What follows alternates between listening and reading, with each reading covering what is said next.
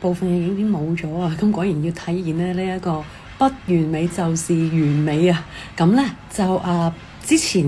提到就係 The Fool 佢2.0啦，咁亦都可能係多過2.0啦，即係佢已經係經歷咗好多次嘅循環㗎啦，亦都就喺每一次嘅循環嗰個 journey 嗰度，可能佢都已經係匯聚咗有一啲嘅智慧啦，或者係一啲嘅唔同嘅閲歷㗎啦經驗，然後可唔可以就係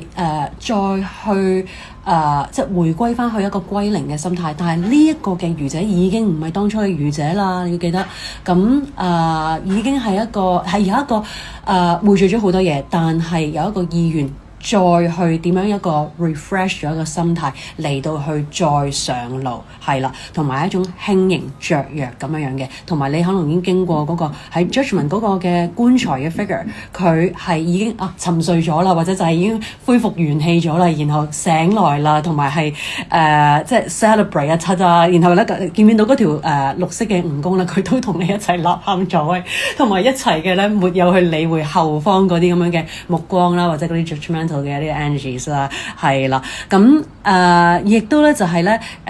The Fool 同埋下方嘅嗰個 figure 咧，其實兩個都戴住頂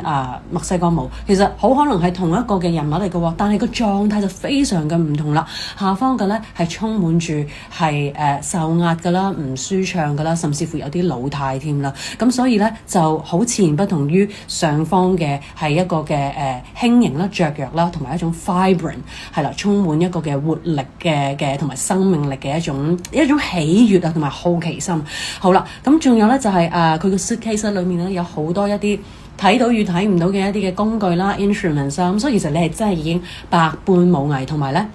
好多張刀，亦都張都嚟啊！亦都有好多你可以繼續去銳利佢哋啊！你係master 咗，亦都係 mastering 緊更加多嘅嘢。咁Eight of Pentacles 咧嗰個嘅寶盒咧，有個意味咧，好可能係你係有所擔心，你可能有一啲獨門嘅秘方啊、秘技啊、formula 啊或者 recipe， 無論你係乜嘢嘅範疇或者係行業嘅都好啦，你會有個擔心，可能係公開咗會唔會係被 judge 㗎，或者係可能有啲任何嘅擔心或者目光啊，或者係人哋會唔會去抄襲你㗎？但係你要記得，人哋抄到你嘅形，亦都唔會抄得到你嘅神、你嘅韻啊！所以你可以更加無懼與無視外間嘅一啲聲音啊、意見啊、目光啊，嚟到去將佢去發表啦。因為你嘅獨特性啦，係正正就係你嘅 anchor 嚟嘅。希望你接收到你所需要嘅信息啦，可以分享、留言同埋玩下面嗰個投票喎。下次見。